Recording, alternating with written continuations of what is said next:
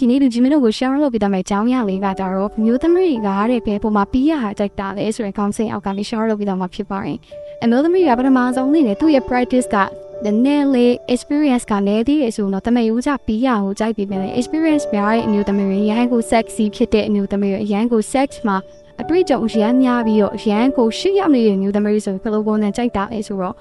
့ဗဇန်နဲ့ dick လုပ်ပြီးတော့ပြီးတာကိုကြိုက်တယ်မျက်နှာပေါ်မှာထိုင်ရမ်းနဲ့ dick လုပ်ပြီးတော့ပြီးတာကိုအမျိုးသမီးကသဘောကျလေးရှိပါတယ်။ဒါကြောင့်ဒီလိုပုံစံနဲ့ပြီးရတကယ်ကိုအထောက်အထိပ်ရောက်ပြီးတော့အကျိုးတွေတစ်ခုလုံးကိုတုံပြီးတော့အမျိုးသမီးကအထမြောင်လေးရှိပါတယ်။တချို့ရှာကောင်းတဲ့အမျိုးသားတွေဆိုရင်ဒီလိုမျိုးနီးနဲ့ကောင်းပါလေးကိုဆွဲဆောင်လေးရှိပါတယ်။နောက်တစ်ချက်ကကြတော့ဘလို့ပြီးရတာကြိုက်လဲဆိုရင်ပြီးကန်ဒီမှာခက်ကြမ်းကြမ်းပုံစံနဲ့ပြီးတဲ့သူ့ရဲ့ style ပုံစံပေါ့မျိုးသမီးကသဘောကျလေးရှိပါတယ်။ဒါကြောင့်ခါလေးတိုင်းပြီးကန်နေတိုင်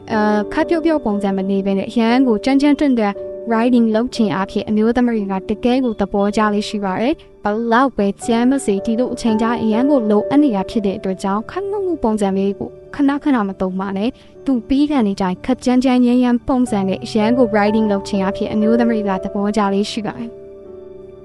နောက်တစ်ခုကဘလို့သဘောကျလေးရှိလဲဆိုရင်သူ့ရဲ့ G-spot လေးကို vibrator နဲ့ play ခြင်းအပြင်အမျိုးသမီးကအထမြောက်တာမှုသဘောကျလေးရှိပါတယ်။ဒါကြောင့်တချို့ဆိုကိုယ့်ရဲ့လိန်တန်တင်းငယ်ရဲ့အမျိုးသားတွေတစ်ခါတည်းပန်းတိပန်းညူဖြစ်နေတဲ့အမျိုးသားတွေဆိုရင်ဘလို့နည်းနဲ့ဖြည့်ရှင်းရတယ်ဆိုရင်ကိုယ့်ရဲ့အမျိုးသမီးကို vibrator တွေသုံးပေးတာမျိုးတွေတစ်ခါတည်းလည်း G-spot ကို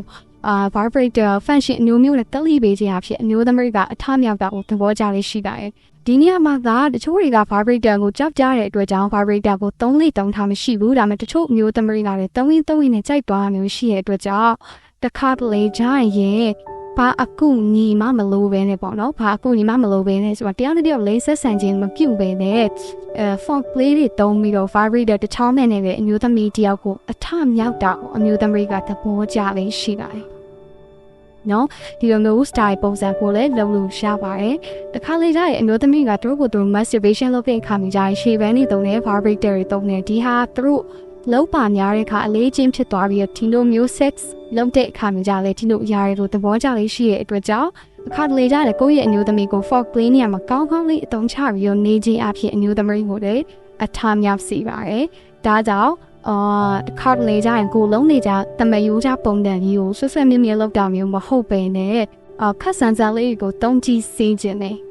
နော်အမျိုးသမီးကမတည့်ရပုံစံနဲ့ပြီးရထက်ဆိုင်ပလက်ကိုမှတကယ်ကိုစီးမျောပြီးတော့ခြေလက်တွေတုံတက်တဲ့အထိခြေမတွေကိုလန်နေချီပြီးတော့မျိုးသမီးကသဘောကျတာဖြစ်တဲ့အတွက်ကြောင့်မျိုးသမီးပြီးတဲ့အခါမျိုးကြရင်မတည့်ရပုံစံနဲ့ပြီးရမျိုးမလုပ်ပါနဲ့နောက်တစ်ခုကကြတော့လေးဘက်ထောက်ပုံစံနဲ့ပြီးရမျိုးမလုပ်ပါနဲ့သူ့ကိုပတ်လက်အနေထားပုံစံနဲ့ပြီးမြောက်အောင်လုပ်ခြင်းအဖြစ်အမျိုးသမီးကယူရုကိုအသေးဆွဲစစ်စေပါတယ်နောက်ခုနပြောသလိုမျိုးမျက်နှာပေါ်မှာသူ့ကိုဦးဆောင်ပြီးတော့ play ခြင်းအဖြစ်လည်းအမျိုးသမီးကသဘောကျလေးရှိတဲ့အတွက်ကြောင့်ခါလေးကျရင် six on your face လေးမျက်နှာပေါ်မှာထိုင်ပြီးတော့ lick လုပ်ခြင်းလေးကိုအသုံးပြုစေချင်ပါတယ်ဒါကတော့တချို့တွေကကြတော့ဆက်ဆက်လုပ်ခြင်းဆိုရင်အသက်ရှူမတက်တာတွေပါဖြစ်တယ်ပေါ့ဒါပေမဲ့လုံရင်နဲ့အတွေ့အကြုံကပဲတည်ပြီးတော့ပါဒါကြောင့် six on your face လေးသုံးပေးပါပြီးတော့နောက်တစ်ခုကျတော့သူ့ကိုအမြဲတမ်းလဲညောင်းပြီးတော့ပြီးခိုင်းပါအဲ့မျိုးဆိုရင်အမျိုးသမီးကပို့ပြီးတော့ထားမြောက်တယ်ပို့ပြီးတော့လွတ်လပ်တယ်အကျော်ရီတစ်ခုလုံးစန့်ထုတ်ပြီးတော့ကောက်လန်မဲ့ထိပြီးမြောက်စေတဲ့အတွက်ကြောင့်ဒီလိုအနေထားတွေကအမျိုးသမီးကသဘောကျပါတဲ့ထင်သလောက်စိတ်ထဲကနေပြီးတော့ပြီးရတော့မခံစားရဘူးပေါ့နော်ဒါကြောင့်သူ့ကိုလွတ်လပ်အကျော်ရီကိုစန့်ထုတ်ပြီးတော့ပတ်လက်ပုံစံအနေထားနဲ့လဲချောင်းပြီးတော့ပဲပြီးခိုင်းပါဒါဆိုရင်အမျိုးသမီးကတကယ်ကိုသဘောကျစေပါတယ်နော်ဒီနေရာမှာတချို့တွေဆိုရင်ဘယ်လိုပြီးကြလဲဆိုရင်နောက်တစ်နည်းကကြတော့အပေါ်မှာသူ့ကိုကူးဆောင်ခိုင်းတာပေါ့နော် right လောက်ခိုင်းတာ riding လောက်ခိုင်းတာသူ့အပေါ်မှာမြင်းစည်းရဲ့ပုံစံနဲ့နေခိုင်းခြင်းအဖြစ်အမျိုးသမီးကပြီးမြောက်ရတာကိုတကယ်ကိုသဘောကျစေပါတယ်ဒါကြောင့်ဘေးဆောင်ပုံစံလေးဒီချိန်မှာမသုံးပါနဲ့ riding ကောင်းသူ့ကိုဦးဆောင်ခိုင်းပါကိုက nipple တွေ breast တွေကို play ပြီးတော့မှသူ့ကိုဦးဆောင်ပြီးခိုင်းခြင်းအဖြစ်လည်းအမျိုးသမီးကတကယ်ကိုနတ်ပြီးရောက်စေပါတယ်ဒါကြောင့်အချက်တရားတော့အများကြီးမရှိဘူးဒါပေမဲ့မတိသေးတဲ့အကိုကြီးတော့ပေါ့နော်ဒီအချက်လေးကိုနည်းနည်းလေးသုံးကြည့်ပါခါလေးကျရင်သူ့ကိုခုနပြောကို riding ကိုကောင်းလေး play ပြီးတော့မှနောက်ဆုံးပြီးတဲ့အထိသူ့ကိုမောဟိုက်နေပါစေဒီလိုမျိုးဆိုရင်အမျိုးသမီးကသဘောကျပါတယ်နော်ဒါကြောင့်ဒီနေ့ဗီဒီယိုလေးမှာ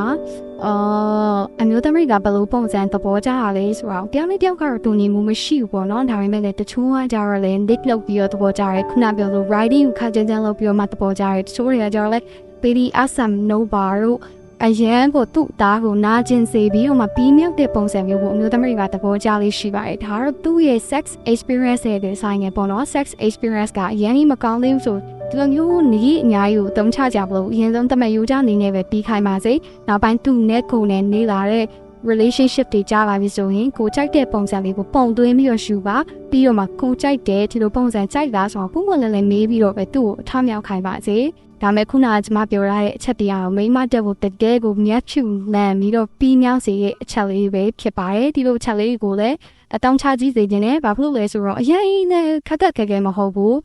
ပြီးတော့ euro လိုမျိုးdeep talk ကြီးကိုမြတ်ဖြူလန်နဲ့ဒီပေးခိုင်းနေရမဟုတ်တဲ့အတွက်ကြောင့်ဒီလိုအချက်လေးနဲ့လည်းအမျိုးသမီးကထားမြောက်စေပါတယ်အမျိုးသမီးတယောက်ထားမြောက်ဖို့အတွက်ပြီးမြောက်ဖို့အတွက်ကအချိန်လေးတော်တော်ကြာယူရတယ်ပြီးတော့ထားမြောက်တဲ့အခါမျိုးကြရင်လည်းသူတို့တွေကတချို့ကကြောင့်လည်း spam ကထွက်ချင်မှလည်းထွက်တယ်24နာရီမှထွက်တာမျိုးရှိရဲတချို့ကကြောင့်လည်း spam ခံချောင်းနေတဲ့အမျိုးသမီးဆိုလည်းသူ့ရဲ့စိတ်ကသာထားမြောက်သွားတယ်ဒါပေမဲ့ရုပ်လုံးရုပ်ထည်မမြင်ရအောင်ပေါ့နော်ခုနပြောလို့ဟေးရွှဲနေတာမျိုးတွေမမြင်ရဘူးဒါကြောင့်အမျိုးသမီးတယောက်ပြီးမြောက်တယ်ဆိုတာကအချိန်တော်တော်ကြာယူရပါတယ်45မိနစ်တချို့ဆို1နာရီဝယ်အချိန်ကြာပါတယ်ဒီလိုမျိုးကိုကလည်းချစ်တယ်ဆိုရင်သူ့နဲ့ကိုယ်နဲ့ balance ယူပြီးတော့ပဲအတူညှိယူရောမှာဒါsex ကိစ္စမှာထားများဖို့ပဲကျွန်မကတော့အကြံပေးချင်ပါတယ်ဒါကြောင့်အမျိုးသမီးတယောက်ကိုစိတ်မရှိရင် sex မလုပ်ပါနဲ့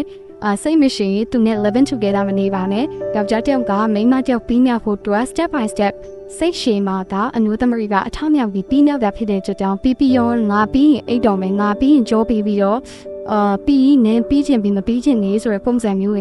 ကိုအတန်းမှာရုံရှောင်ပေးပါဒီလိုမျိုးဆိုရင်အမျိုးသမီးကနောက်ပိုင်းကျသူကိုယ်သူဖြည့်ရှင်းရတာများပါပြီးတော့ဒီယောက်ျားကြီးကလည်းစွမ်းဆောင်နိုင်မှုမရှိဘူးဆိုရင်keeping နေပါထားတော့လိုက်နေတယ်နော်နေငယ်ပါထားတော့လိုက်မယ်အဲ့ချိန်ကျမှငါပေါင်မားနေပြီလေဆိုတော့တော့မမင်းနဲ့ဘာမားနေရဲဆိုတော့အမျိုးသမီးကဒီလိုမျိုးအချက်လေးကိုမှတ်ထားတယ်ဒါကြောင့်အမျိုးသမီးကိုစိတ်ရှည်ပါထားမြောက်ဖို့အတွက်တက်နိုင်ဆုံးကူညီပါနောက်တစ်ခုစေးအကူယူရင်လည်းယူစိန်ကူမယူရင်ဆိုရင်ကိုယ့်အမျိုးသမီးကဘာတွေတိတ်တက်လဲဆိုတော့ပုံမှန်လည်းမေးပြီးတော့ vibratory dry နေအော်ခါကလက်တွေချူညညပပတ်တွေရမ်းကိုကျန်းကျန်းတွန်းတန်းနေတုံးကျူပြီးတော့အမျိုးသမီးကြောက်ဖို့ထားမြောက်ရပါတယ်ဒါပေမဲ့ခုနအရှိရပြောသွားတဲ့အချက်လေးလည်းအသုံးချရရဲဆိုတဲ့အကြောင်းကိုပြောရင်းနဲ့ဗီဒီယိုလေးကိုဆောင်တက်ပါမယ်အားကိုကျေးဇူးပါ